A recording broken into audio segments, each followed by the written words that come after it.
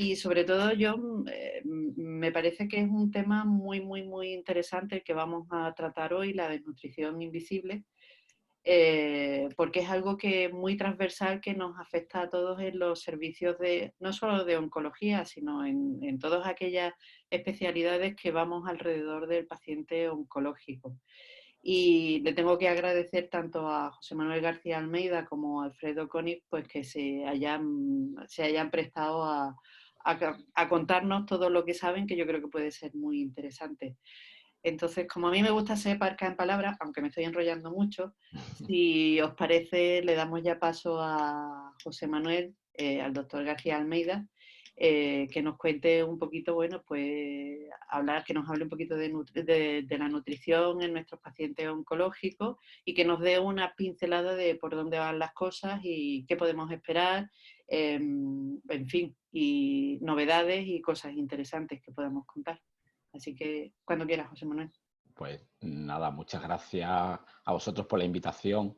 En este formato webinar, pues bueno, lo bueno que tiene, lo malo la hora, que ya sabéis que estamos todos un poco fuera de la jornada laboral, pues un poco más cansados, pero bueno, lo que permite es que realmente a la hora de compartir conocimientos, pues podamos ser más directos y sobre todo que tengamos la posibilidad de comentar. A mí cuando la doctora Serradilla me propuso el tema con el tema sobre todo de la desnutrición, ahora mismo en el paciente oncológico y ese grado de que muchas veces parece, no sabemos si el paciente por tener 80 o 90 kilos está desnutrido o no, lo complejo, ¿no?, que se está volviendo la desnutrición en el mundo de la pérdida muscular, de la sarcopenia. Ahora que hemos tenido el modelo de la enfermedad del COVID, que además pues la gente ha perdido 15 o 20 kilos, pero que lo más llamativo ha sido realmente la pérdida muscular que tenía, pues realmente uno de los factores fundamentales sería un poco profundizar en esto. Mi idea, yo, bueno, trabajo en el área de nutrición, en el Hospital Virgen de la Victoria y también en la medicina privada, en el Hospital Quirón, y fundamentalmente sería un poco algo que ya no necesitamos en vuestra sociedad. ¿Por qué? Porque para mí, sin ningún tipo de duda, los oncólogos radioterapeutas en concreto, son los médicos más sensibilizados con el tema de la desnutrición.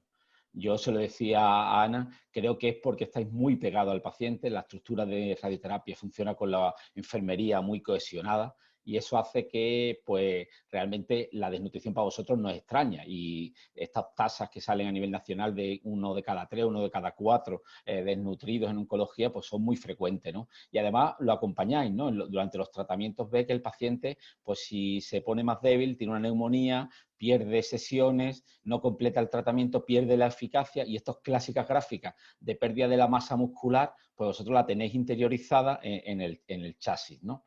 Es muy importante la desnutrición en la oncología porque está en medio de la vía terapéutica. Yo escuché una vez una oncóloga hace ya 15 o 20 años que decía que un tratamiento es como los cirujanos, ¿no? Esto venía de un comentario quirúrgico de casi un siglo. O sea, un tratamiento oncológico que no desnutra no es bueno. ¿Por qué? Porque no está haciendo su trabajo. Para matar lo malo, pues tú generas ciertas toxicidades y ahí veis las listas de quimio, radio o cirugía, que para sacar un cáncer gástrico para adelante, un cáncer de RL, pues tenemos que hacer daño, ¿no? El daño nutricional es un daño evitable o controlable y por eso la importancia de integrar la desnutrición es básica, ¿no? Pero es verdad que la desnutrición se viste con muchos trajes diferentes y eso, todos tenemos el estereotipo del paciente caquéstico que viene, que ha perdido 15 kilos, que tiene un IMC de 16 y así no tenemos tanta población. Ahora lo que más nos inunda es del paciente sarcopénico con pérdida de masa muscular y eso ha hecho que desde las áreas de nutrición tengamos que tener muy presente ese diagnóstico de esa desnutrición invisible. Las guías oncológicas, no voy a extenderme, recogen, y esta fue en 2016 una guía clave porque lo que apuntaba es que la valoración nutricional hay que hacérsela a todos los pacientes, que tenemos que tener un diagnóstico, que hay que iniciar un soporte, ¿no? Y que el paciente oncológico tiene un frente abierto muy importante que es metabólico, ¿no? Por eso se han abierto grandes líneas de pues, tratamiento dietético, suplementación y que el tratamiento sea intensivo, muchas veces o multimodal, signifique que lleve una quimioterapia, una radioterapia y lleve un tratamiento con nutrición y con actividad física integrada, ¿no? A mí me encanta esta frase, la conoceréis, una oncóloga canadiense que se llama Vicky Baracos, Y esta mujer, fijaros la reflexión que hace desde el punto de vista oncológico, ¿no? Ella es estudiosa de la composición corporal y del músculo. Y esto fue alguna de las reflexiones que planteaba ella de los tratamientos oncológicos. Decía, fijaros, si nosotros no valoramos la masa magra, la cantidad de problemas que podemos tener, por ejemplo, de la citotoxicidad, porque se ajusta a peso. Y si alguien que pesa 80 kilos, pero tiene solo de masa libre de grasa 40 y todo lo demás es grasa, una obesidad sarcopénica, estaremos dando mucha más dosis, ¿no? Igual pasa en los pacientes por la toxicidad, por el acúmulo de dosis, por la distribución de los fármacos al tener hipoalbuminemia. O sea, que hay un gran frente fuera ya de lo que sería la preocupación del oncólogo por la nutrición, que le afecta también a la eficacia y a la efectividad de su propio tratamiento, ¿no? En nuestra área, en el área de nutrición, pues las guías se han ido modernizando para intentar que lleguemos a todo, ¿no? Y igual que antes, estas son las guías Clean del año pasado, que antes se hablaba de que la desnutrición era pérdida de peso o índice más bajo, la pérdida de masa muscular que se ha incluido es quizá la característica fundamental. Ahora mismo, realmente estamos más preocupados por tener herramientas para valorar la pérdida de masa muscular que en sí los otros grandes paradigmas de la desnutrición, porque sabemos que son tardíos, que cuando uno espera en un paciente con un colon, por ejemplo, que tiene un IMC de 32, para que llegue a 18 de IMC, el paciente se ha muerto en medio. Entonces, ese diagnóstico de desnutrición a través de los sistemas clásicos es tardío y realmente no redunda en un beneficio. La desnutrición diagnosticada al principio requiere un ajuste que complemente la dieta, que complemente la alimentación, y por eso la nutrición cada vez hay que hacerla pues más, desde el punto de vista más individualizada. En este punto yo he estado trabajando en los últimos años, aquí desde Málaga, en generar un poco un área diferente de aproximación a la desnutrición. Y ya las prácticas clínicas, las unidades de nutrición, tienen como diferentes herramientas, ¿no? Aquí os voy a mostrar pues, cuál sería cuando alguien dice, bueno, ¿y qué hace un médico de nutrición? ¿Qué le puede aportar un poco el médico de la unidad de nutrición que tenéis todos en vuestros hospitales próximos? Pues bueno, valora la pérdida de peso, la ingesta, los linfocitos, eso es como lo clásico que conocéis. Pero tenéis que conocer que tenemos nuevas herramientas que van dirigidas justo a esa valoración morfofuncional del músculo y que son quizás las más importantes. Ahora funcionamos a través de dinamometría, de impedanciometría con ángulo de fase o de ecografía muscular y test funcionales que en el paciente oncológico ponen en claro ese tipo de desnutrición invisible que al final condiciona la mortalidad del paciente. Yo voy a repasar dos grandes ítems como son en composición muscular. Si queremos buscar desnutrición invisible tenemos que buscarla, ¿no? A través de técnicas. Y hay dos técnicas morfológicas funcionales que son la impedanciometría y la ecografía, que son las que más nos pueden ayudar. La impedanciometría está en todos lados, es la báscula clásica del gimnasio que dice la masa magra y la masa grasa. Habréis visto seguramente informes de impedanciometría que hablan del agua corporal, del agua intracelular, de la masa celular, pero realmente ahora estamos trabajando mucho con lo que es la salud celular a través de lo que se llama el ángulo de fase. Fijaros este Kaplan-Meier que para mí es importante que fijéis la atención, ¿no? Es la supervivencia de un paciente oncológico, ¿vale? Con un cáncer en la misma situación, el mismo estadio y las mismas características si tiene el ángulo de fase bajo, 35% de supervivencia, o si tiene el ángulo de fase alto. El ángulo de fase realmente lo que mide es tu riesgo de morirte independiente de la enfermedad. Mide cómo está el huésped, mide si el tumor lo tiene una persona que tiene salud nutricional y celular o no. Y pues este es un metaanálisis de hace un par de años donde se refleja cómo en cáncer ángulo de fase y la medición bioeléctrica aporta predicción de mortalidad y esto dibujado en diferentes tipos de cáncer, pues veis aquí como los cánceres ginecológicos, pulmón, se dibujan en esa esfera de puntitos de dónde está el ángulo de fase, localizando a nuestro paciente. Esto quizás es el principal aspecto que os puede ofrecer el médico de nutrición, puede aportaros un valor ya no solo del diagnóstico nutricional, sino un valor sobre el pronóstico de la situación global del paciente, el riesgo de mortalidad asociado a su salud global, celular, etcétera, ¿no? Y el otro instrumento que tenemos muy a la mano que descubre desnutrición oculta es la ecografía. La ecografía realmente, pues trabajamos nosotros como endocrino en el tiroides durante muchos años y ahora ha venido a incorporarse al área de nutrición por esta imagen muy sencilla. No sé si lo veréis bien en casa, pero fijaros que esta es una persona que tiene el mismo IMC 25, índice de masa corporal normal, y que cuando le pones la ecografía en el tercio inferior del fémur, en la pierna, tú divisas detrás de la línea de piel que todo el contenido a la izquierda es grasa y el resto anterior del cuádriceps, que es el músculo con el que andamos, el músculo más potente, está muy pequeño en proporción con el paciente de la derecha, que casi no tiene grasa y toda la masa muscular está perfectamente respetada. Esta diferencia de composición es a efectos de ecografía la misma imagen que seguro conocéis del TAC de zona lumbar que describe la sarcopenia y la obesidad sarcopénica en los pacientes oncológicos.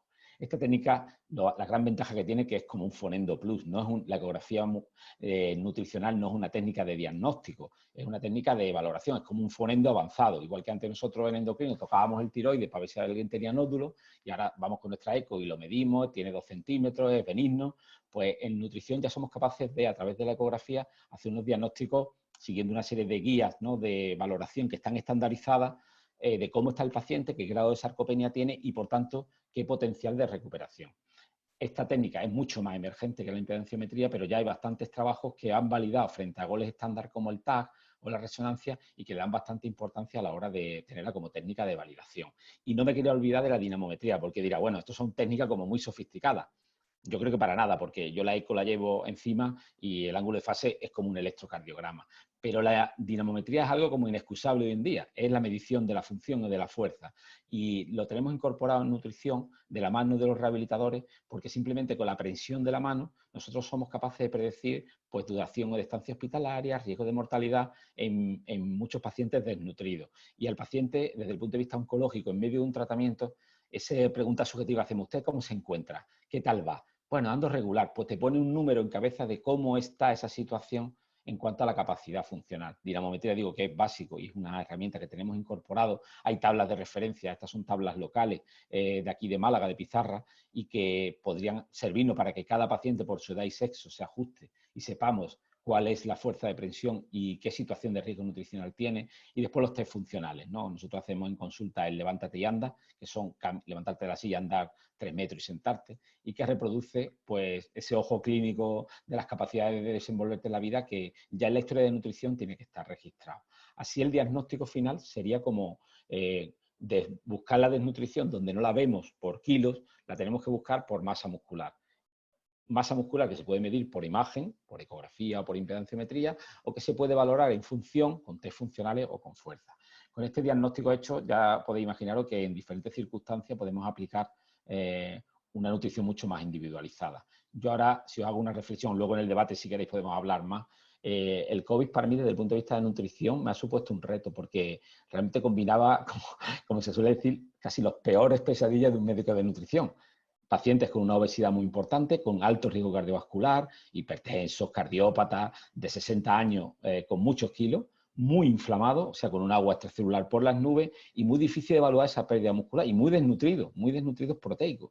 Tan desnutridos como que el paciente salía de la UCI después de 2 semanas que no se podía levantar. Entonces, ese paradigma de desnutrición, edema, inflamación y acúmulo de grasa hace que la desnutrición en el COVID, por ejemplo, sea ahora mismo una incógnita respecto a la manera de nutrir a estos pacientes, ¿no? Y así un poco para entrar más en el tema del consejo práctico, yo os diría, bueno, ante una pérdida de peso, que sería la alarma, ¿cómo valorar la pérdida muscular? Bueno, pues principalmente que entendáis que el músculo no solo son kilos para sostener el cuerpo y para caminar, sino que el músculo es la reserva fundamental de proteína. Cuando un paciente no come durante un día, esas ayunas de 24 horas del hospital que estábamos acostumbrados, los 70 gramos de proteína que se necesitan ese día salen de tu masa muscular, o sea, no se detiene el metabolismo proteico. Es la reserva fundamental del organismo de determinadas sustancias como la glutamina, que es un nutriente esencial y en situaciones como en la radioterapia es básico, pues si nosotros no somos capaces de tener un buen músculo, la respuesta va a ser peor. Y también es el mecanismo con el que se produce la homeostasis de la glucosa. Todos lo sabemos los diabéticos, que en cuanto que no hacen ejercicio, el control metabólico es más malo. O sea que tener mala calidad muscular repercute en una serie de funciones fisiopatológicas muy importantes. Nuestro eje de tratamiento ahora mismo ya sabéis que son nutriciones lo más específica posible, una nutrición que vaya dirigida a recuperar la masa muscular. No puede ser simplemente dar calorías o dar proteínas, tienes que ir a nutrientes lo más específicos o modulares posible, y ahora vamos a hablar de las proteínas como nutrientes, ¿no? Y programas de recuperación física. Lo que sí tenemos claro que igual que cuando uno intenta que alguien pierda peso en una consulta de obesidad, tiene que combinar restricción energética con ejercicio. Para recuperar la masa muscular necesitamos un planning de nutrición y una recuperación motora asociada, ¿vale? Y desde el punto de vista de las proteínas, que era un poco la pregunta fundamental, nosotros en las unidades la utilizamos mucho. Los médicos de nutrición somos muy favoritos de los módulos proteicos. ¿Por qué? Porque cuando uno hace un diagnóstico muy exacto, y tiene una capacidad de decir, bueno, un paciente que está perdiendo relativamente poco peso, que tiene un IMC alto, pero que tiene un estrés metabólico fuerte y necesita un módulo proteico, o igual que se puede necesitar un módulo lipídico de MCT en una quilotora o en una citis quilosa. En una nutrición más individualizada, tenéis que entender que la ventaja también que tenemos es que son directos al efecto que busca. Tú quieres subir la masa proteica, pues das proteína, eso sería un poco la esencia. Están financiados la mayor parte de ellos como fórmulas también de la Seguridad Social, son componentes de nutrición enteral, o sea, se visan igual que la nutrición enteral, y realmente el conocimiento a veces es poco porque no lo situamos. Yo voy a poner un poco la foto de en la práctica clínica, en los médicos de nutrición, dónde los ponemos. ¿Y dónde los ponemos? Pues siempre, o casi siempre. ¿Por qué? Porque ni la dieta, ni siquiera la suplementación estándar, en la mayor parte de las veces, es capaz de cubrir las necesidades proteicas en una situación de desnutrición importante, ¿no? Y ahí, importante hacer esta reflexión. El suplemento, pues que el estándar que tendréis en la cabeza, todos los pacientes que empiezan a perder peso en las unidades de radioterapia, se empieza con 2, 3 suplementos. Uno está dando energía, uno está dando grasa, uno está dando hidrato de carbono y un porcentaje de proteína, que puede ser pues 15, 20 gramos. En un paciente, por ejemplo, que tenga 90 kilos, que no haya perdido peso, pero que tenga una masa muscular deteriorada, albúmina baja, pues realmente ese exceso de grasa, por ejemplo, si está comiendo suficiente en unas partes, no le cubre, ¿no? Entonces, sí, la modulación a través de proteínas, como por ejemplo, nosotros tenemos en el hospital hace años, ProteiPlus NM, también se empezó con la proteína NM cuando iniciamos nuestra andadura hace 20 años, que era el primer, yo creo que era el único módulo que había por lo menos accesible en el hospital. Y la práctica clínica es que se ha sistematizado. Quiero decir que muchos de los pacientes, sus médicos valoran la ingesta y suplementan con módulos proteicos porque en esa situación aguda, además, los requerimientos de proteínas son los más importantes. Modular significa entender la dieta. Eso también es la última reflexión que quiero haceros, ¿no? Igual que un suplemento se puede, pues, tómese esto 2 veces al día y ya está. Los módulos de proteína necesitan conocer bien cómo se alimenta el paciente. ¿Por qué? Porque van dentro del formato de alimentación. Por eso muchas veces también se ha demostrado que son más eficaces. Y quiero decir, tú puedes prescribir la dosis exacta, puedes repartirlo a diferentes horas, puedes entrar en un plano en el cual ajustes el volumen que quieres dar, porque son polvos, ¿no? Son soluciones deshidratadas, y también que están dentro del patrón de alimentación, o sea, que tienen un grado de complementación muy fuerte. ¿Por qué? Porque se pueden añadir a lo que el paciente toma. O sea, no quita sobre la alimentación, sino que suma valor energético.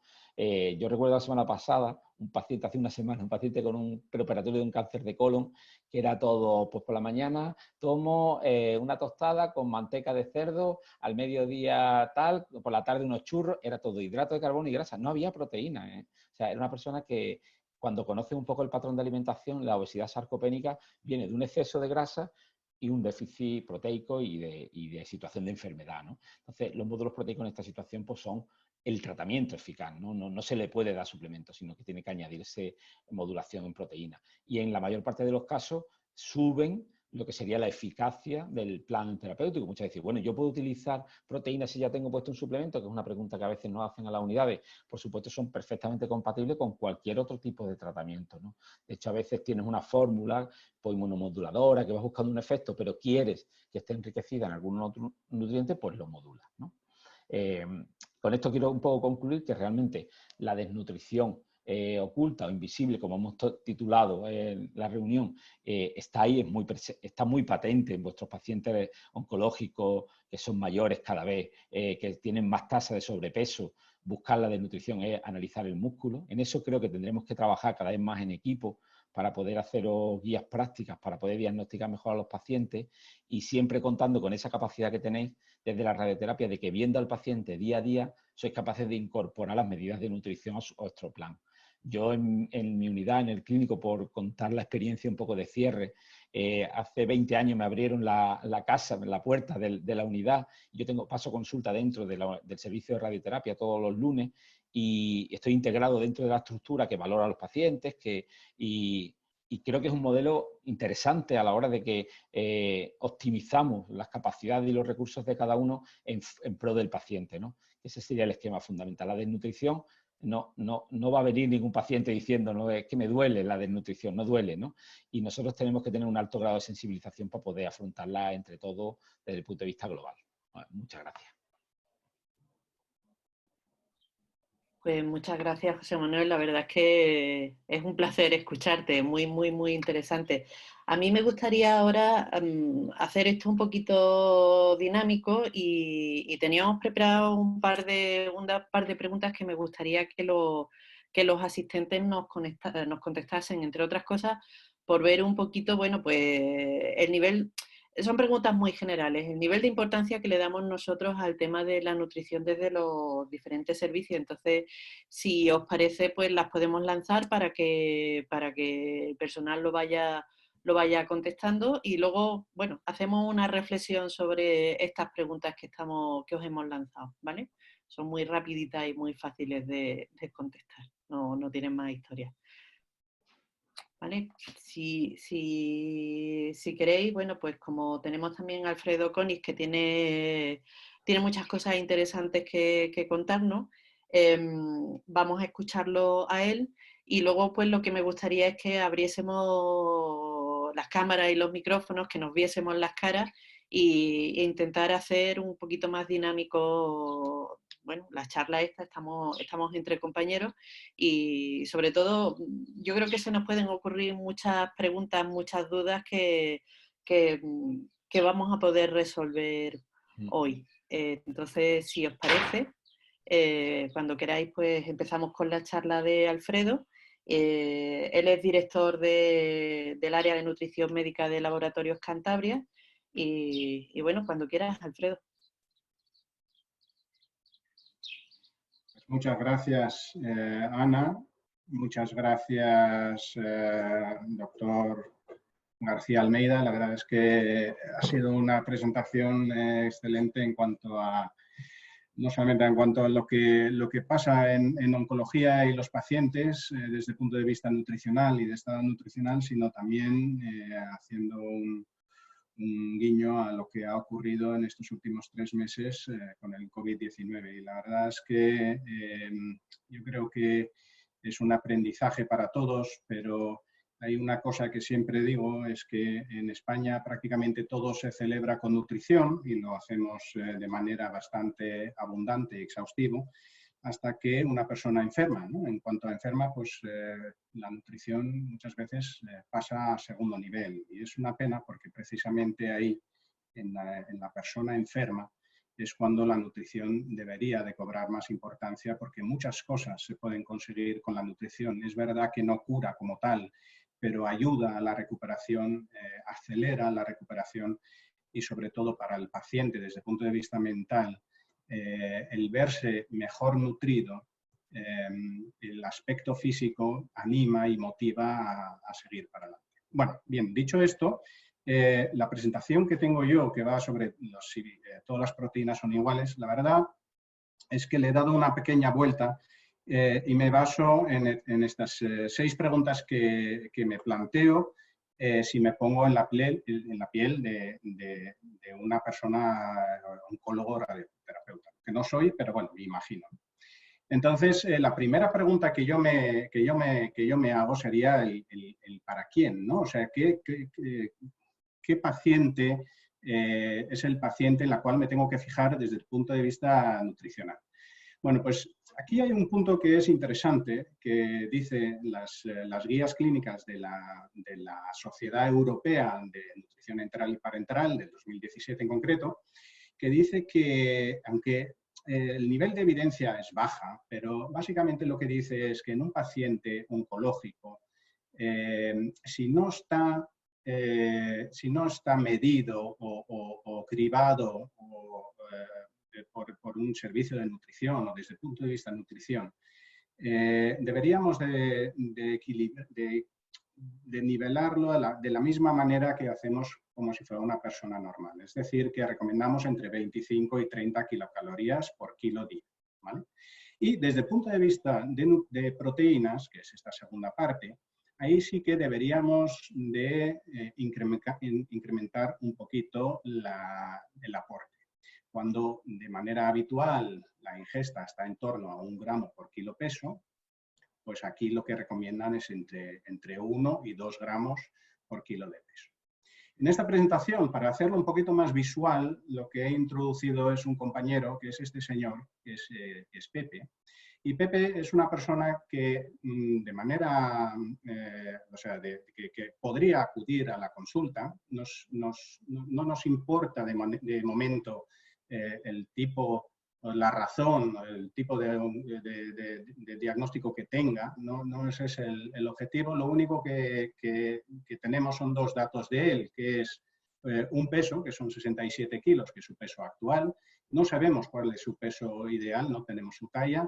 Pero bueno, podríamos decir que pesa 67 kilos actualmente y que si lo ajustamos porque nos cuenta que ha perdido 3 kilos de peso en los últimos 3 meses, podríamos decir que sus necesidades energéticas, utilizando esta recomendación por la ASPEN, pues podemos decir que está en torno a los 1.750 y 2.100 calorías.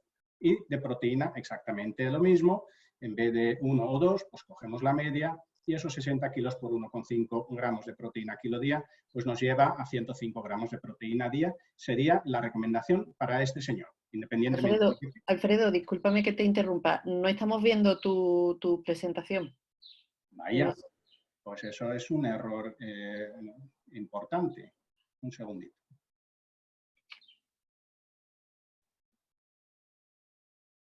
Tienes que compartir abajo. Vamos ahora. Tienes que compartir ahora. Ahí está, perfecto. Un segundito, porque tengo aquí algo de... Pero no se ve la presentación como tal, ¿no? Tengo algo delante. Ahora se ve perfecta. ¿Se ve bien? Sí, ahora mismo se ve perfecta. Vale. Bueno, os habéis perdido las anteriores diapositivas, pero como son de introducción tampoco pasa nada. Bueno, aquí tenemos al señor Pepe y tenemos las guías clínicas de la ASPEN, ¿vale? Donde viene efectivamente lo que he dicho, ¿no? Los 25 a 30 kilocalorías día y 1 a 2 gramos de proteína por kilo día.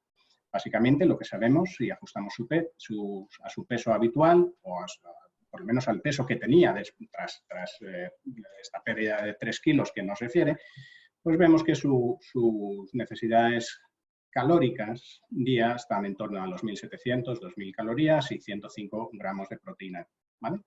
Así de modo sencillo. Entonces, este paciente, ¿cuándo necesitaríamos intervenir nutricionalmente? Bueno, pues volvemos a estas guías clínicas de la ASPEN, pero a una publicación diferente, donde hablan sobre cómo tratar el paciente oncológico que está en estado de desnutrición, ¿no? Y fijaros aquí la observación que nos hacen. Si hay una pérdida de peso de menos o igual de menos de un 5% sobre su peso habitual, podemos decir que está en una situación de precaquexia. Y en esta precaquexia lo que recomiendan es un consejo nutricional, como bien ha dicho el doctor García Almeida, y la utilización de módulos para fortalecer esa ingesta nutricional. Los suplementos orales se pueden considerar, pero deberíamos de ir por orden, ¿no? O sea, hay un tratamiento dietético, hay una posibilidad de incorporar los módulos y si todo esto no funciona y el estado nutricional del paciente empeora en función de la evolución de la enfermedad, pues ya podríamos considerar otros tratamientos como los tratamientos de suplemento oral. Bueno, en el caso de Pepe, ¿esto qué significa? Pepe nos dice que efectivamente ha perdido 3 kilos de peso involuntariamente, come poco, pero sí pretende hacer todas las comidas que tiene de su dieta, ¿no? De su dieta habitual.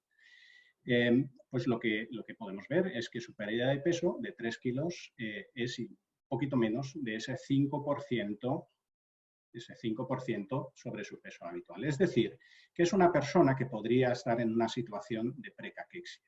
Fijaros, y también lo ha dicho el doctor García Almeida, y creo que es muy importante, en una persona de una estatura y una complexión física normal, pues 3 kilos se nota, ¿no? Aproximadamente, y el doctor nos podrá corregir, 3 kilos equivale aproximadamente a un agujero de cinturón, con lo cual se nota que efectivamente la pérdida de 3 kilos ahí pues es evidente.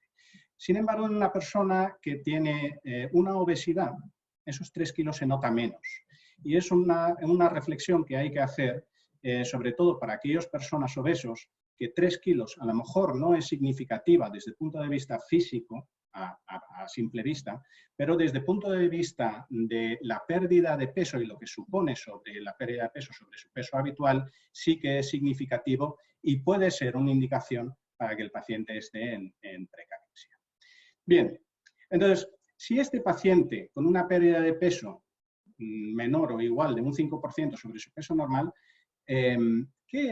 ¿cómo deberíamos de tratarlo? Bueno, pues el doctor García Almeida ya ha hecho referencia a ello, pues a un producto que hay disponible en el mercado y que está financiado por la Seguridad Social, que son los módulos de proteína. Y hay diferentes tipos de módulos de proteína. Tenemos módulos de proteína basados en caseinatos, otros en lactosuero, en fin, hay vegetales, hay diferentes tipos.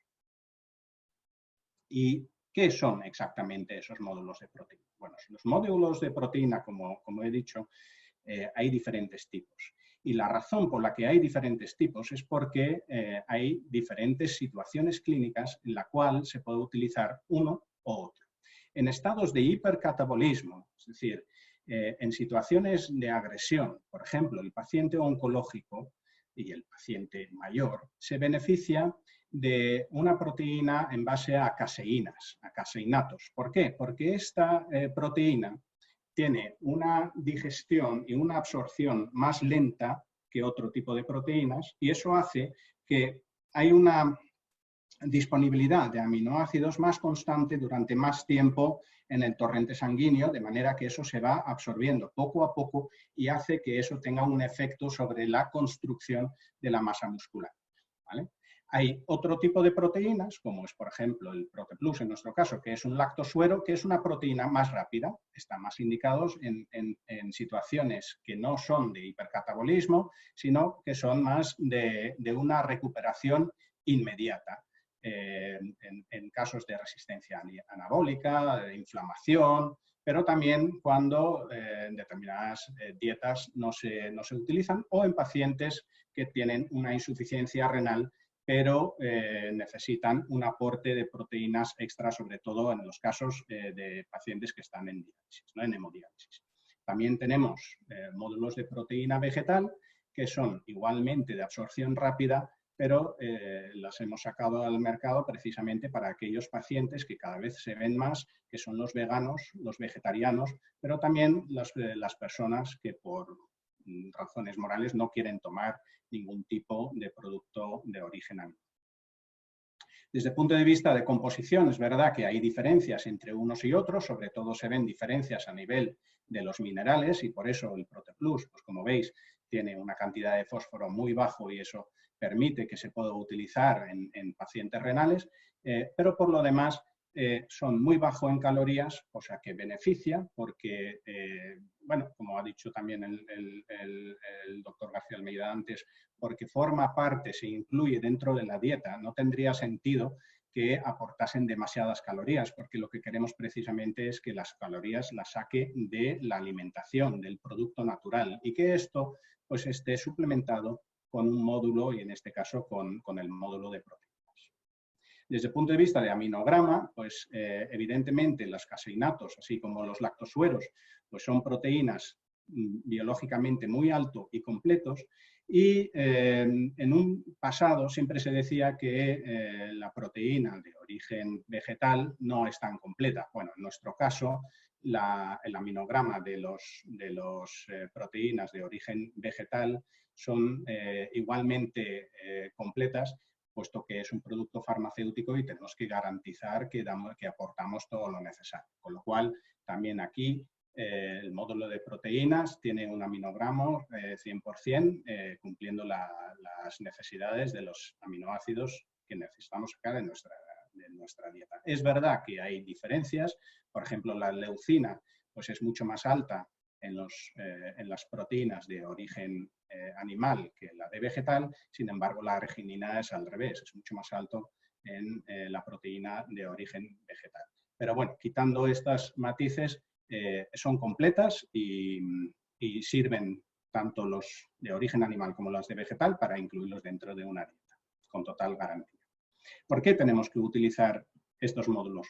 Bueno, pues lo que hemos dicho antes, la disponibilidad de los aminoácidos después de la absorción, o sea, de la digestión de las proteínas y del tiempo que están en el torrente sanguíneo hace que hay algunos que están más indicados para determinado tipo de paciente que otros. Si vemos aquí en estas gráficas, por ejemplo, pues es este que es muy visual, vemos que la proteína del lactosuero tiene un release, una disponibilidad de aminoácidos mucho más alto y mucho más inmediato en el tiempo que los caseinatos, que tienen una disponibilidad durante mucho más tiempo a lo largo del momento después de ingerir el producto, ¿no? ¿Y dónde encajamos esto? Bueno, pues esta gráfica es muy parecida a la del doctor García Almeida, solo que lo he querido adaptar un poco a los alimentos, no solamente más andaluzas, ¿no? pero sí pues a las cosas típicas. Lo que es importante, y el doctor García Almeida lo ha dicho, e insisto en esto, es que el paciente coma. No importa la cantidad. Lo que importa es la calidad, es decir, que coma lo que tenga que comer, y muchas veces las cantidades grandes, porque lo que queremos es que el paciente coma mucho para que se recupere, pues tiene un efecto psicológico contrario, y es que cuando ven mucha cantidad no pueden. Y lo que queremos es que si incluimos la proteína dentro de la alimentación, lo ideal evidentemente es que esa comida se lo coman entero, de manera que garantizamos que esa cantidad de proteína que estamos añadiendo a la dieta lo ingiere y se lo queda, ¿no?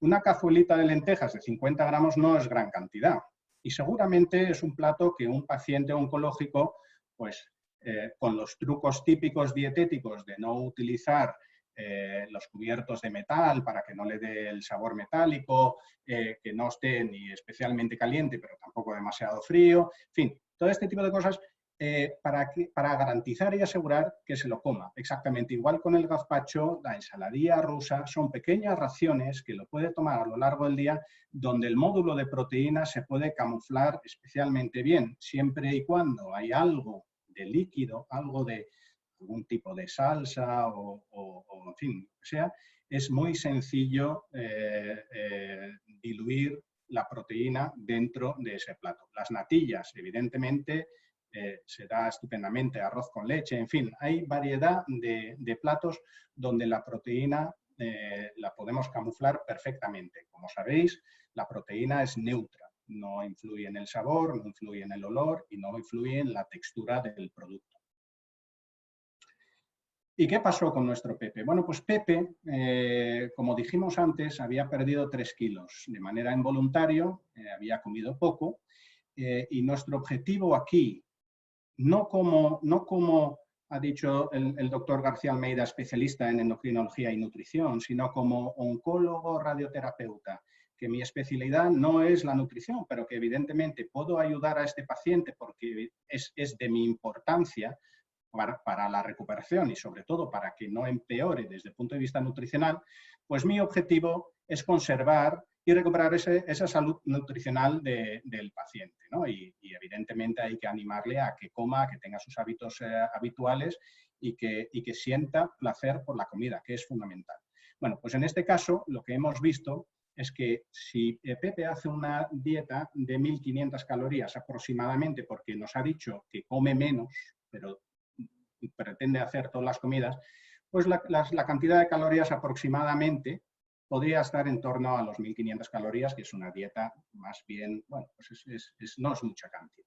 Si de esa cantidad el 15% se supone que son proteínas, pues podríamos intuir que esté comiendo en torno a 65 gramos de proteína diaria.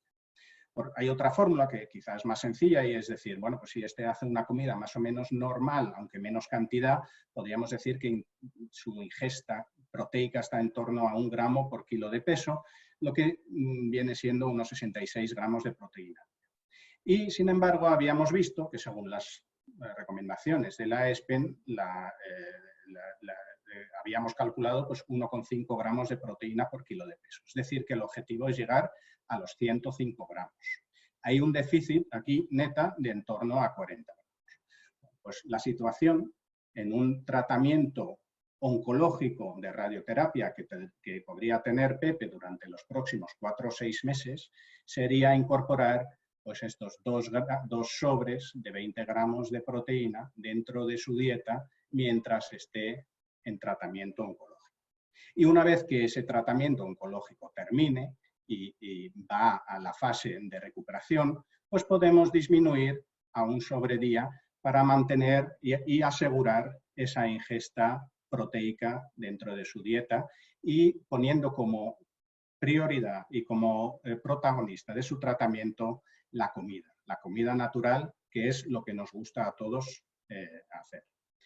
Y con esto quiero concluir simplemente, pues eso, que tenemos que tener en cuenta que el suplemento oral no debería ser la primera opción. La alimentación es mucho más fisiológico y debe ser el protagonista del tratamiento, siempre y cuando lo podamos reforzar con módulos.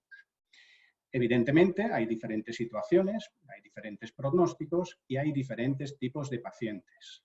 Y cada uno de ellos tienen diferentes intervenciones nutricionales. Y es la razón por la que tenemos diferentes tipos de productos disponibles en el mercado para precisamente dar una respuesta a estas diferentes intervenciones nutricionales.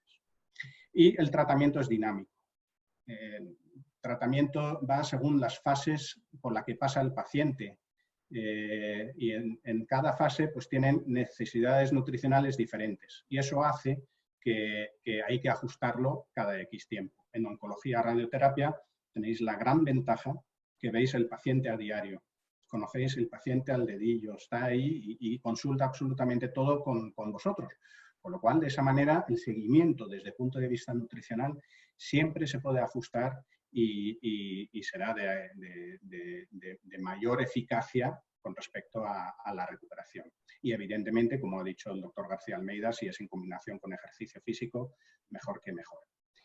Así que, bueno, incluyo aquí un poquito de bibliografía para los estudiosos entre vosotros que lo queréis consultar y muchas gracias por esta posibilidad de compartir esta presentación con vosotros.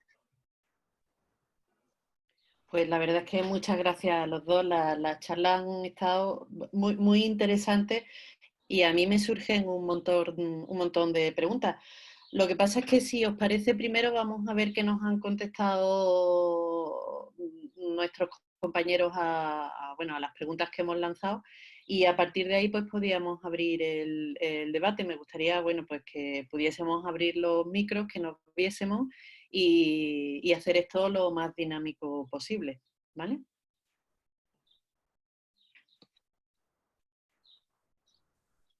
A ver, vamos a ver, de las dos preguntas, la primera que hemos hecho ha sido de los siguientes perfiles de paciente oncológico, ¿de cuál sospecharías que puede sufrir desnutrición? En digestivo habéis respondido un 40%, en pulmón no microcítico un 0%, es llamativo, cabeza y cuello un 60%, vejiga un 0% y mama un 0%. Y a la segunda pregunta, ¿cómo valoraríais el estado nutricional del paciente? Pues de las dos posibles respuestas, un 53% habéis respondido que dependiendo del tipo de patología y, a ver, perdón, no, que hay más respuestas, estas son las cosas del directo. Bueno, como digo, un 53% habéis contestado a la segunda pregunta, que depende del tipo de patología, un 20% habéis contestado que se derivan al servicio de nutrición, otro 20% habéis contestado que todos los pacientes pasan por un cribado nutricional y un 7% que aproximadamente valoramos al 25% de los pacientes y en ningún caso ha habido respuestas sobre aproximadamente valoramos al 50% de los pacientes. La verdad es que a mí me llama un poquito la atención las respuestas porque en vista sobre todo de lo que habéis contado que bueno, que no solamente deberíamos sospechar esa desnutrición o quizás variar un poquito en lo que realmente entendemos por desnutrición, porque yo creo que la mayoría de nosotros integramos como desnutrición pues al paciente que ya nos viene con una pérdida de peso, caquéstico. Entonces, no sé, José Manuel, ¿qué te parece a ti? Quizá una de las primeras cosas sería clarificar un poco Claro, desnutrición, quizá sarcopenia. la primera reflexión que tenemos que hacer un poco entre todos es que fijaros la respuesta de las personas que estamos ahora mismo reflexionando sobre este tema, digestivo y cabeza y cuello. Pues son pacientes que, claro, tienen una limitación de entrada de alimentos, que la pérdida de peso es importante, que ya vienen con cabeza y cuello, viene de serie de un IMC bajo, por hábitos cetóxicos, alcohol, etcétera. Los problemas digestivos condicionan una pérdida de peso del 10%. Esa es la desnutrición visible y yo creo que, bueno, también está bien, quiero decir, no lo veo mal, porque exigen protocolos más agresivos pero fijaros cómo estamos ya maduros, ¿no? O sea, yo creo que a mí me ha gustado la respuesta en el sentido de que tenemos asumido eso, que eso hace años pues tampoco estaba tan asumido. Pues los cirujanos también cuando operaban a alguien en el estómago ya le explicaban ese día, usted va a perder 20 kilos, eso es normal. ¿Cómo es normal? Normal no puede ser perder 20 kilos, porque es que detrás de normal está morirte, ¿no? Pero era un poco un haber que ya va desapareciendo porque hay determinadas patologías que ya el profesional lo tiene detectado como que es de riesgo. Pero probablemente, y por eso las guías estas inventaron ese constructo que es la precaquexia. Claro, en el visado no habla nada de precaquexia, ¿no? Sino habla de caquexia cancerosa, ¿no? En paciente oncológico. Pero esa precaquexia era importante, que es la pérdida de peso inicial, porque traduce un cambio metabólico. Cada kilo son 7.500 calorías. Yo eso os insistiría. Aunque alguien tenga 120 kilos, si ha perdido 5 kilos en un mes, significa que no ha comido literal. O sea, porque son 35.000 calorías, 30 días, pues ya está. El paciente ha comido menos de 1.000 calorías cada día. O sea, es una cuenta energética. Por eso la pérdida de peso en el tiempo es para nosotros quizá el parámetro más importante a detectar. Cuando un paciente dice que no come o que pierde peso, son dos estándares que para vosotros como oncólogo debería de quedar clarísimo, ¿no? Y eso diagnosticaría la desnutrición visible. La de la mama, si ahora yo creo que si hay debate, la mama da mucho que hablar, o en la vejiga, o los teóricamente tumores no caquestizantes, cuando uno le mete la eco al paciente y ve la masa muscular, ahí hay mucho que hablar, ¿no? Y depende del tipo de valoración nutricional, yo creo que también el debate. A mí me gustaría escuchar un poco a la gente, a ver si podemos darle voz, ¿no? Porque si no yo tengo la tendencia de ponerme a hablar como un loco, pero quizá de la experiencia de cada uno salga. Y un todo no podemos, ¿no? Valorar todos los pacientes, que seamos los mejores del mundo, eso no hay. Pero a veces pequeños pasos podemos ir dando para llegar, según qué patología, pues tener circuitos muy establecidos. Nuestro hospital, por ejemplo, ORL, pues va sistemáticamente a la consulta de nutrición, gastrostomía, etcétera. Y me gustaría un poco escuchar también vuestra visión como radioterapeuta. Vamos a ver si vamos a abrir los micros para que los compis puedan ir dándonos su opinión y preguntando. No sé si tenemos ya alguna pregunta, alguien que quiera. Puedes levantar la mano, me parece, esto de las nuevas tecnologías, que ahí ha levantado la mano RC, ¿no? A ver. Pues. No sé si quién puede darle audio. Laura, ¿tú puedes darle audio? Y está ahora mismo permitido, lo único que tiene que desactivarse el micro. Pero vale. Pues si desactiva el micro, podemos escuchar al compañero o compañera RC. Yo creo que mientras que activa eso, sería importante pues eso, que surgieran reflexiones directas a cómo valorar esa desnutrición oculta. Si ahora mismo tenemos un campo por delante súper importante que condiciona los resultados realmente. Fijaros, a mí cuando escuché a esta mujer, la oncóloga Vicky Baracos, que es la que publica la guía, la segunda firmante de la guía, yo me quedé un poco alucinando porque decía, claro, yo como oncóloga ahora mismo esto de entender cada vez más de nutrición me pone cada vez más nervioso porque la dosis que calculo de quimioterapia, la dosis que se irradia, va dirigida a los tejidos vivos, a la masa libre de grasa. Entonces, si no sé cómo la tiene el paciente, yo no sé, le estoy dando un poco la dosis a ciega y la toxicidad, pues claro, se dispara. Ya tenemos, me parece, obvio, ¿no? Pues no lo sé. No lo sé. Yo mientras tanto, a ver si vamos solucionando estos problemas. A mí se me ocurre una cosa importante. Lo primero es que quizás no todos tenemos la posibilidad de acceder o de tener una buena comunicación rápida por el motivo que sea, tanto con nutrición como con endocrino. Entonces, yo creo, sinceramente, ese es mi punto de vista, que lo primero que necesitamos es una buena formación y que realmente seamos conscientes de la importancia de la nutrición en nuestros pacientes. Y luego, porque a todos nos pasa lo mismo, todos vamos, o a mí por lo menos me pasa, que vamos todos como los locos, deprisa y corriendo, y se te caen de los bolsillos pues cosas como pueden ser la nutrición, como podría ser el dolor. Cada vez lo vamos integrando más. Pero sí que es verdad que yo creo que todavía nos queda mucho camino y nos queda, pues, por ejemplo, una cosa que a mí me parece fundamental, tener una buena consulta de enfermería oncológica que nos ayude con todos estos pacientes. Entonces, Mi no sé experiencia cómo en lo ves. eso fue súper positiva porque realmente yo entré en el servicio de radioterapia de la mano de la enfermera de radioterapia, de Yolanda Lupiáñez, que tenía una sensibilidad altísima al tema de desnutrición y de riesgo.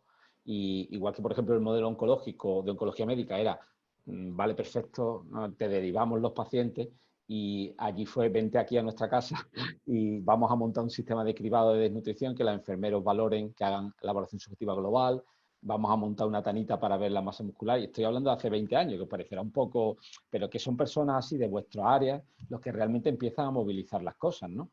Y si un sistema integrado dentro de la oncología radioterápica creo que es la primera parte, o sea, que implica los médicos, los enfermeros, porque ese punto de sensibilidad que tenéis es fundamental. No lo hay en otras especialidades médicas, yo lo digo de verdad de corazón. Lo que yo me he encontrado siempre en oncología ha sido pues, un páramo mucho más amplio. Oncología radioterapéutica, ven al paciente cada semana, los enfermeros lo ven todos los días, están... Y claro, si come o no come es muy patente cuando ves cómo se levanta de la silla simplemente, porque es que no tiene fuerza, ¿no? De ahí yo creo que tenemos un papel integrando lo que tú has dicho, Ana, de quizás que la valoración se haga muy sistemática desde las unidades, y eso implica directamente la valoración enfermera. Creo que es un punto que me gustaría, sobre todo, un poco saber las opiniones que hay por ahí, ¿no? En diferentes áreas, de cómo se puede integrar eso para ver por dónde mejorar. Realmente, con esa atención de usted está comiendo bien, ha perdido peso, se encuentra bien, con esas 3 preguntas tenemos solventado el 90% del riesgo nutricional. Y yo, Ana, para darte un poco de respuesta a lo que tenemos nosotros dentro de los servicios que ofrecemos de nutrición médica, nosotros tenemos un programa que se llama Cupido, que es el cuidado integral del paciente oncológico. Lo hemos puesto en marcha, por ejemplo, en el servicio de Oncorradio de Valdecilla, ¿no?, de Santander. Y por la característica que tenemos en nuestra empresa, que no solamente es nutrición, sino que también tenemos productos de cuidados de la piel para el paciente oncológico, de radiación, ¿no? Tenemos las cremas de Radiocare, pero también tenemos otros productos que tienen algo que ver con ansiedad o con estados mentales que pueden tener los pacientes. Tenemos un programa en el cual pues, dirigimos fundamentalmente a enfermería, en la cual se hace como una especie de auditoría de cómo es la consulta de enfermería desde el punto de vista de organización, de preguntas y la interacción que tienen con los pacientes, se miden tiempos y se organiza desde el punto de vista de temas. O sea, hay un tema de nutrición, hay un tema de cuidados, hay un tema de higiene, en fin, todo este tipo de cosas. Luego se imparte un curso formativo a enfermería de nutrición, fundamentalmente, aunque también algo de cosmética, y luego se empieza a rodar dentro de la consulta. Tenemos un sitio donde pueden acudir para preguntas y dudas, y a los 2 meses se hace una reevaluación si la cosa está funcionando y si necesitan un refuerzo en la parte de la cosmética, si necesitan un refuerzo en la parte de nutrición o en la parte de los aspectos psicológicos. Y le hacemos seguimiento. Yo creo que hay que darle voz a la gente, porque creo que no pueden hablar. Podemos intentarlo por el chat, que escriban las preguntas, ¿no? Porque Raquel Correa, una compañera mía, creo que está escribiendo, pero no podemos leerlo. No sé si es que está en preguntas y respuestas, a lo mejor. Sí, en pregunta y respuesta está, ¿no? En pacientes ya curados a los cuales le ha quedado desnutrición para la malabsorción de radioterapia pélvica, ¿qué pauta recomienda? Pues hace una pregunta Raquel, la conocéis, compañera vuestra, pues a Raquel darle las gracias por estar aquí hasta ahora. Y la pregunta es las secuelas, ¿no? Que estamos hablando de los pacientes que se tratan y durante el tratamiento yo aprendí el primeros 3 meses en radioterapia que lo peor venía cuando le dábamos el alta, o sea, le radiaban la laringe y cuando se iba a la semana venía, es que no puedo comer nada, no, se me ha cerrado, o sea, la secuela después de lo que es el tratamiento es cuando empieza en la radioterapia mucho, ¿no? Y hay secuelas a corto plazo en los 3 primeros meses que ahora ya las tenemos más programadas y después están estas secuelas a largo plazo que son todas estas radiaciones como las que pregunta Raquel que pueden afectar el área de absorción intestinal y que condicionan muchos cuadros difíciles de solucionar. Pues tengo una paciente con una cistitis rádica a consecuencia de un ovario radiado que tuvo parenteral domiciliaria porque era imposible. O sea, puede llegar al extremo de soporte nutricional. Esos casos, yo creo que son casos más complejos en los cuales, pues, cuando hay afectación de intestino medio, hemos hablado de proteínas, hemos hablado de nutriciones, pero hay fórmulas que son peptídicas, que ya están digeridas, que van dirigidas a ese tipo de mala absorción intestinal, que sería un poco el caso, igual que utilizamos pues la cirugía de páncreas o en otras áreas que son como dirigidas a facilitar. Si lo bueno que tiene la nutrición es que, como ha dicho también el compañero, está muy abierta. Tú realmente en cada paciente puedes tener una solución individualizada, ¿no? Hay módulos de aminoácidos, se pueden utilizar fórmulas elementales completamente, que ya está digerida, ¿no? Entonces, esos son casos como un poco más complejos de manejar y también muy interesante porque a veces intentar conseguir que el paciente absorba es la vía, ¿no? Los pacientes ginecológicos yo creo que son el ejemplo. Raquel lo estaba comentando aquí. Además, ese problema muchas veces es de nutrición proteica de la oculta, ¿no? Es el típico paciente pues, que mantiene su peso, ¿no? A más duras penas, ¿no? Pero va haciéndose cada vez más sarcopénico. Yo tengo una paciente que conoce Raquel, que es una obesa súper mórbida, con 160 kilos, que se radió un ovario, que ha hecho una enteritis y que mantiene un peso de 90, 100 kilos, unos 60 de talla, ¿no?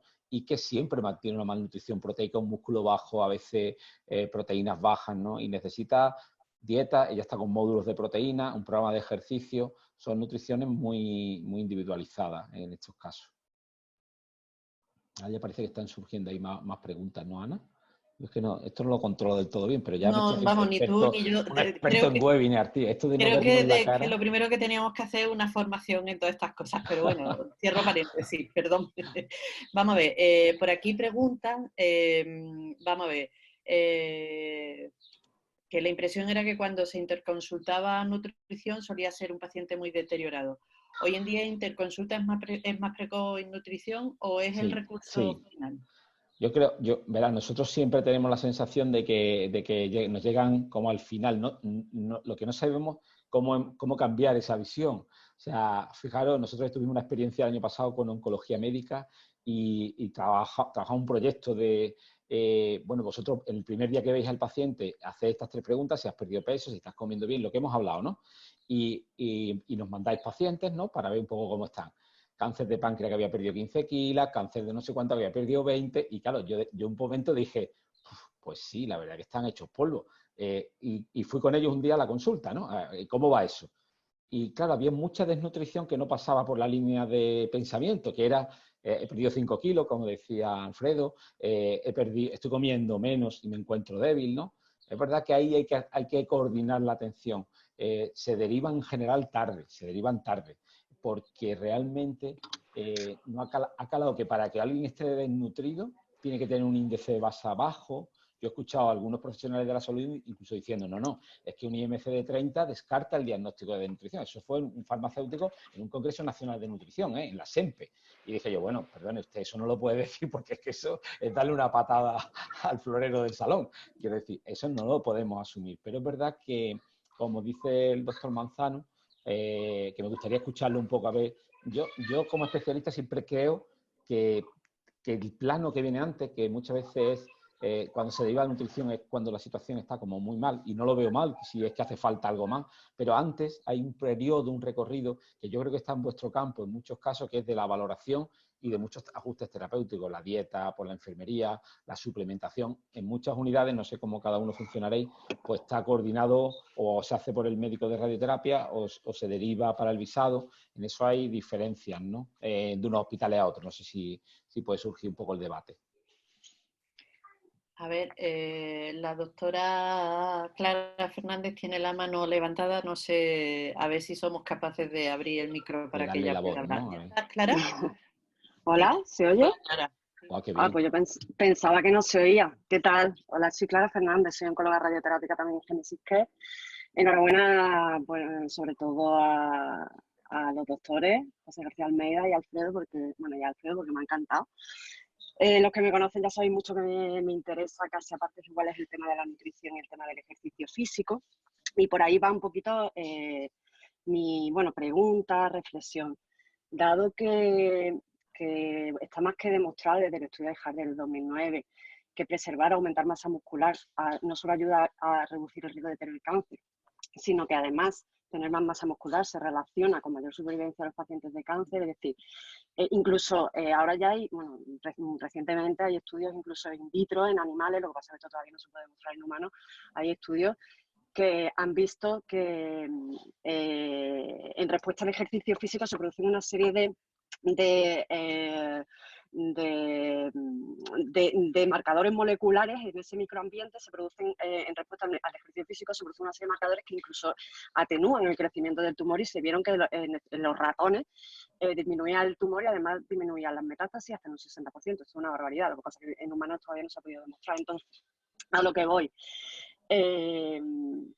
Unas reflexiones, hablamos mucho de nutrición en pacientes con alto riesgo de desnutrición proteico-calórica, como los digestivos, los cabeza y cuello, etcétera, pero no consideramos sarcopénicos no digo a todos, pero a muchísimos de los pacientes mayores de 30-35 años, porque la pérdida de masa muscular a partir de esa edad ya es del 2 y pico por ciento al año y ya es exponencial a medida que cumplimos años. Es decir, por ejemplo, las mamas, en fin, yo la mayoría las considero, muchas de ellas son sarcopénicas. Entonces, son reflexión y pregunta al mismo tiempo, y si tenemos o deberíamos, que es mi objetivo, hacer algún tipo de intervención de ejercicio físico en el paciente oncológico, que yo pienso que sí, además el ejercicio físico enfocado al ejercicio de fuerza. Esto es complicadísimo, pero considero que la nutrición sin ejercicio físico y el ejercicio físico sin una nutrición adecuada es complicado, es complicado. Además que hay evidencia científica de sobra, que es que la masa muscular, el tener más masa muscular aumenta la supervivencia en los pacientes oncológicos.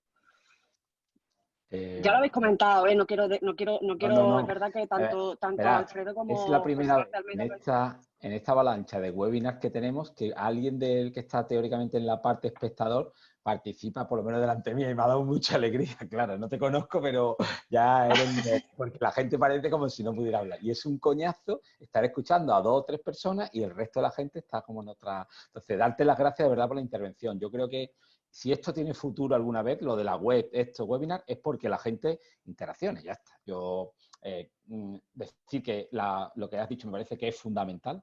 Yo, mi opinión. Perdona el rollo, pero es que me encanta, me pongo a hablar. No, creo que es básico, ya lo he dicho en mi explicación. Igual que alguien no podemos hacer que pierda peso si no hace ejercicio, alguien no va a ganar masa muscular si no hace ejercicio. Eso es matemático. Eso lo aprendí yo con gastrostomía y cáncer de RL hace 20 años, y le podías poner la máquina a turbo, ganaba 6 kilos y era pura grasa. Pero claro, ahí tienes que tener parámetros de medición de masa muscular que yo ahora, por ejemplo, como especialista, controlo, y hace a lo mejor 10 años ni siquiera yo mismo controlaba, ¿no? Tenía menos intuición. Pero es verdad que la desnutrición oculta llega muy lejos en vuestros pacientes, los oncológicos. El prototipo que has puesto de la mama es... Nosotros empezamos un proyecto que se llama Oncovida, aquí en Málaga, igual lo conocéis, se hace en mama curada, con un programa de ejercicio. Antonio Rueda, está ya publicado Sí, los resultados. lo conozco. pues un programa en el que nosotros intervenimos en el asesoramiento dietético, que es dieta mediterránea ajustada en energía y en proteína, y ellos hacen un programa de entrenamiento de fuerza dominantemente, ¿no? Pues los resultados son claros porque ya además está refrendado en la ciencia previamente, que mejora mucho de los estándares de calidad de vida, de funcionamiento metabólico, y por eso en las guías de oncología está ya recogido. O sea, la guía de 2016, si hubo algo que cambió en esa guía de Aren, fue que decía que el ejercicio era fundamental. Claro, tardará el tiempo que tarden en las salas de endocrinología en tener elíptica, pero las salas de radioterapia son más cómodas. Yo ya lo propuse hace unos años en un encuentro con oncólogos radioterapeutas aquí en Málaga. Dije, coño, con las salas que tenéis, igual que está el paciente ahí esperando porque está haciendo unas pesas o que esté en la elíptica. Y no lo dije de broma, lo dije porque se sabe que los módulos proteicos, la suplementación en 20-30 gramos de proteína, ese pico de aminoácidos es 10 veces más útil cuando tú lo haces contrayendo la masa muscular, ¿no? Entonces, hay programas que siempre acomodan nutrición y ejercicio. Si has visto una diapositiva que he puesto, yo creo que van juntos y van fundamentalmente unidos, porque si tú lanzas un pool de aminoácidos a la sangre y el paciente está con el músculo quieto, pues eso no vale para nada. Sin embargo, si tú estás haciendo un ejercicio físico en esas 2-3 horas, pues la rentabilidad a la hora de mejorar la masa muscular es grande. La valoración nutricional que la hemos hecho nosotros con ángulo de fase de estas pacientes, la tasa de sarcopenia es por encima del 50%, y sarcopenia severa, ¿eh? Estamos hablando de personas jóvenes que tienen una remisión de su enfermedad oncológica. Hay un subgrupo que son en metastásica, donde todavía hay un componente inflamatorio y están peor, ¿no? Pero el tema, Clara, da mucho que pensar, da mucho que pensar de por dónde dirigir. Pero claro, ahí no es el típico, bueno, te voy a dar un suplemento y te vas a poner mejor. Eso no funciona así. Funciona diferente, ¿no? Funciona ajustando requerimientos, funciona modulando nutrientes y funciona sobre todo con ejercicio. Sí, yo la verdad es que a mí me pasa como a Clara. A mí es un tema que me gusta bastante, el tema porque yo creo que al final, más tarde o más temprano, vamos a aprender que todo está relacionado y que como tú dices, si nos podemos hinchar de darles módulos o proteínas, o que si el paciente está quietecito, necesitamos eso. Y yo creo que una de las cosas fundamentales, vuelvo a repetir, yo es que soy muy pesada con estas cosas, es que tenemos que concienciarnos realmente de lo importante que es el tema, y tenemos que concienciarnos de explicar muy bien qué es ejercicio, qué es actividad física, porque claro, yo no sé si os habrá pasado, cuando tú le explicas a un paciente y tiene que hacer ejercicio y las pesas, y yo como no sé, y adecuarlo todo eso al paciente que tenemos delante. Entonces, ahí sí que es verdad que yo creo que es fundamental saber a quién tenemos delante y qué es lo que hay que pautarle, por así decirlo. Nosotros en nutrición hicimos ese hermanamiento con rehabilitación hace también años ya. Aquí más aventajado en Málaga porque como Ana Serradilla y yo somos compañeros de residencia, pues Adela también la ha rehabilitado a mi hospital, es compañera de residencia, Adela Gómez. Entonces, trabajando con ella en rehabilitación cardíaca, en todos los proyectos que son unen nutrición y ejercicio, hicimos recomendaciones para los pacientes desnutridos, que son las que se dan, por ejemplo, en radioterapia en la unidad, pues le damos unas recomendaciones que vienen ya la pauta, la frecuencia, los minutos, el cálculo de la intensidad, los minutos que tienes que dedicar a fuerza o a fondo, y es un plan de ejercicio un poco general, pero que nosotros en la consulta individualizamos, matizamos, porque realmente yo estoy hablando del plano práctico. Yo creo que estoy convencido, como está diciendo esta mujer, que esto no funciona si no el paciente no se mueve, con lo cual es que no pierde ese cartucho. Yo no le voy a poner una gastrostomía a un paciente, le voy a poner 3.000 calorías y lo voy a dejar en el sofá. Eso bajo ningún concepto. Entonces, aunque el paciente esté mal, tiene que hacer los ejercicios de tono muscular, tiene que hacer, y eso tenemos que, tampoco, yo pasé esa época, ¿no? Que daba como miedo a Ana decir, bueno, el paciente en medio de la quimio, que le han dado la radio, ahora le va a decir que coja unas pesas. A mí me han puesto un poco por loco en aquellos tiempos iniciales, pero por eso la guía esa de la ESPEN me gustó mucho, porque ya nosotros llevábamos tiempo a través del programa este de rehabilitación poniéndolo en marcha, y son consejos que la gente acepta, ¿no? No es tan, igual que el suplemento le cuesta tomárselo, el rato de ejercicio tampoco tiene sus seguidores, tiene sus adeptos, ¿eh? A mí la responsabilidad. Perdón. No, acompañando un poco a Ana en la reflexión y a José Manuel, la responsabilidad es nuestra, porque el paciente lo acepta de parte de la bata blanca. Eso es así, su oncólogo y el nutricionista, eso es, todos los que llevan su tratamiento para el paciente es lo más importante en ese momento. Y si no, y tener claro también, como bien dice Ana, que no es lo mismo actividad física que ejercicio físico que deporte. Actividad física, que el paciente te diga es que yo salgo a sacar al perro todos los días, no.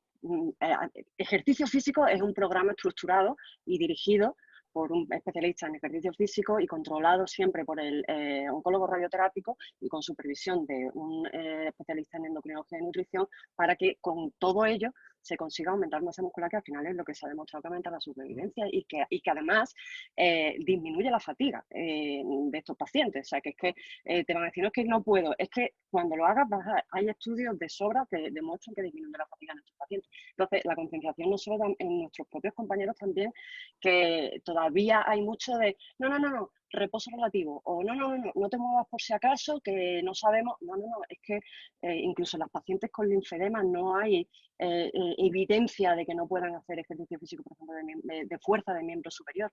No, o sea, no hay evidencia de que no lo puedan hacer, todo lo contrario, mejora. En el caso de las que las tienen, en el caso de las que no tienen linfedema, no se ha visto que aparezca.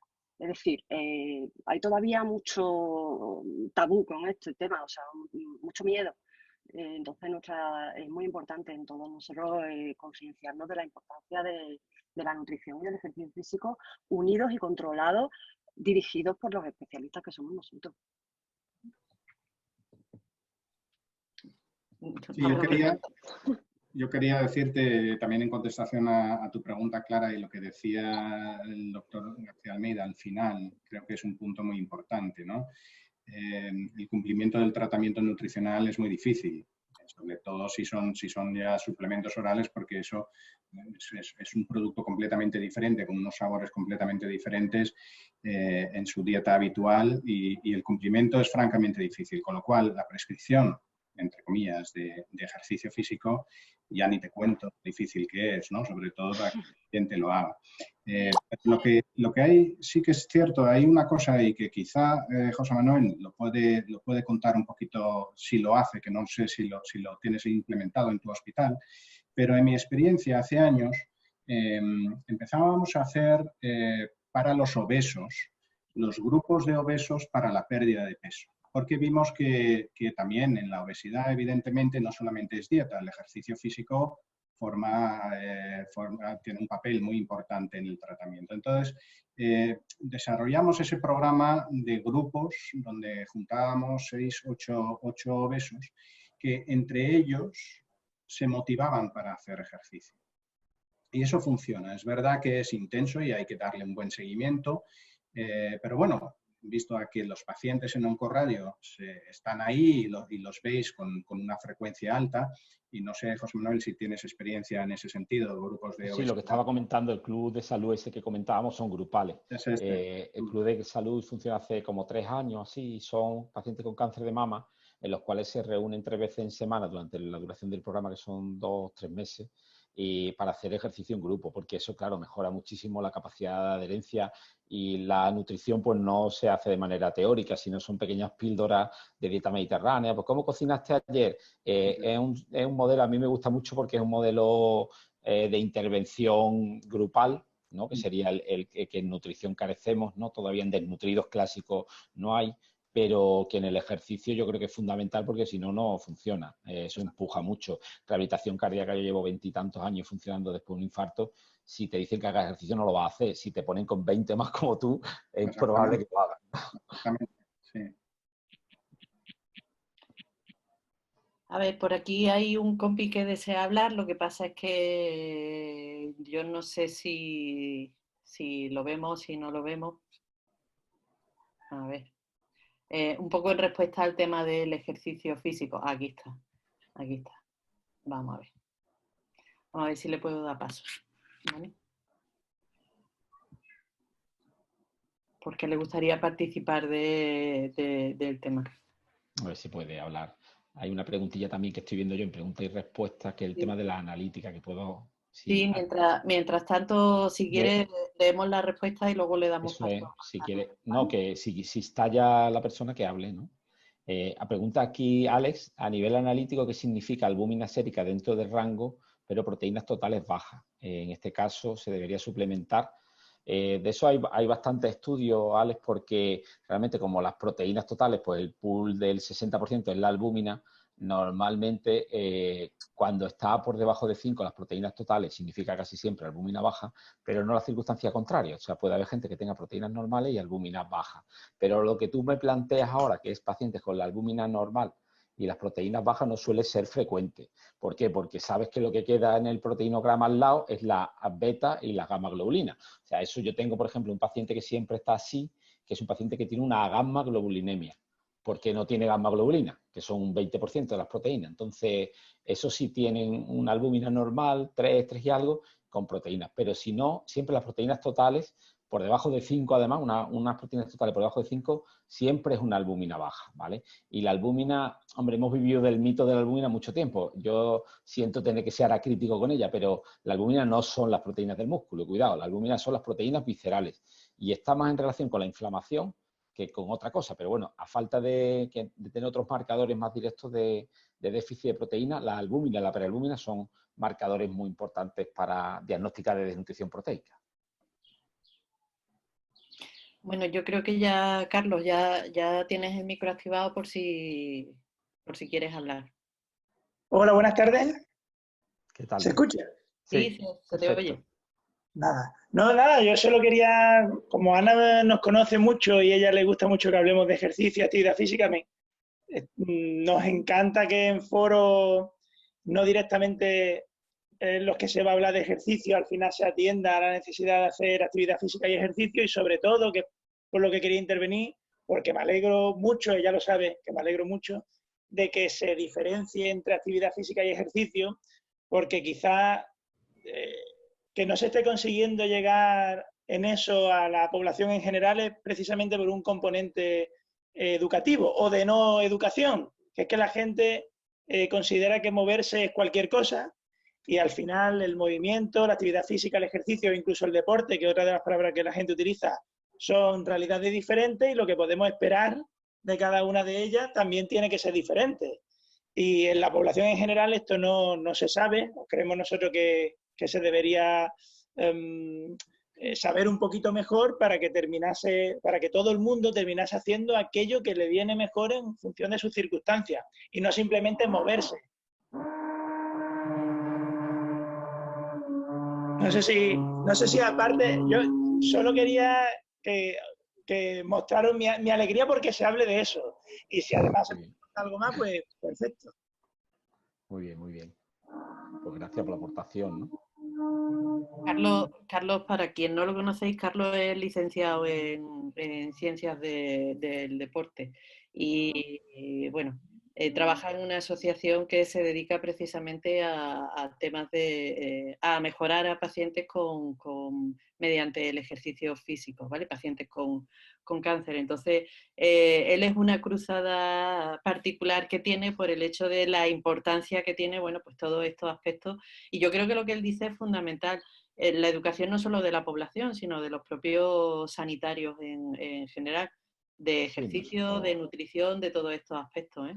Nosotros lo tenemos como un tabú todavía dentro de la medicina, probablemente porque efectivamente yo creo que la gente no lo ha entendido como un arma terapéutica, como un principio activo, y porque no hay una pastilla que haga ejercicio por nosotros, ¿no? Si hubiera un fármaco, pues ya mañana estaríamos hablando de... La medicina se mueve así, ¿no? Entonces estoy totalmente de acuerdo con lo que está diciendo Carlos, ¿no? Que realmente no ha adquirido el caché global como para que sea entendible, puesto que los recursos sanitarios tenemos aceleradores por todos lados, tenemos campana para tocar los tratamientos, pero no tenemos pesas en las unidades. Y hablo desde la modesta crítica de la endocrinología y nutrición, que somos los especialistas del metabolismo, de la obesidad, y no hemos conseguido instaurar todavía un esquema que realmente sea real para que el paciente pueda conseguir un cambio de la masa muscular y que pierda peso, ¿no? Quizá pues, ya me callo, ¿eh? Ya me callo por si puedo aportar. No te tienes que callar, no te tienes que callar. Lo importante es que haya esto, ahí está. Los profesionales del ejercicio que nos al final nos terminamos relacionando mucho con las personas que quieren hacer ejercicio y las queremos escuchar o las escuchamos. Quizá todas esas iniciativas que tratan de llevar el ejercicio a los centros sanitarios, al interior de los centros sanitarios, yo creo que están chocando con una barrera, y esto es una creencia, ¿vale?, mía personal o de la institución que dirijo. Las personas, en este caso los pacientes con cáncer, ya pasan suficiente tiempo en los centros sanitarios y lo que quieren es estar fuera de allí, y se quieren sentir una persona, entre comillas, normal, y cada vez que los llevamos al centro sanitario, al hospital, a cualquier clínica, lo estamos convirtiendo en pacientes y ellos quieren recuperar su vida normal. Nosotros siempre decimos que al final un paciente con cáncer tiene que hacer ejercicio, siempre que se den las circunstancias adecuadas, donde todo el mundo hace ejercicio, ya sea en un gimnasio, en su casa, en la calle, donde las circunstancias lo permitan. Pero yo creo que tienen que aprender, ¿verdad? Mi experiencia pues no es muy modesta, ¿no? Yo llevo trabajando por muchos años en programas de pérdida de peso, en centros especializados en deporte, trabajando con licenciados de deporte como tú, con muchos profesionales, y me he enriquecido mucho. Y yo ya, la recomendación de váyase un de andar por el paseo marítimo, pues no está en mi vademecum de endocrino, ¿no? La he abandonado hace mucho tiempo. Quiero que me entiendas que yo creo que el ejercicio, como todo, necesita un periodo de entrenamiento, de adaptación con profesionales guiados, y un periodo de libertad, de desarrollo del hábito, como la dietética y la alimentación, ¿no? Pues uno se tiene que sentar delante del dietista para construir un hábito de alimentación y después ya desarrollar su expansión en la cocina. Igual, yo creo que vosotros sois unos profesionales que faltáis dentro de la estructura sanitaria, igual que las nutricionistas, que tienen que estar dentro de la estructura, porque el paciente, igual que viene a darse quimioterapia, tiene el mismo derecho, creo yo, en su salud global, a venir a que tú le enseñes a hacer ejercicios de fuerza sin lesionarse, eficaz, que le sirva, ¿no? Y después ya pues tiene toda su vida para realizarlo como quiera, ¿no? Quiero decir que esto estamos hablando de programas. Yo siempre he defendido la realización de programas, no de que el paciente que venga a echar el rato aquí al hospital, no.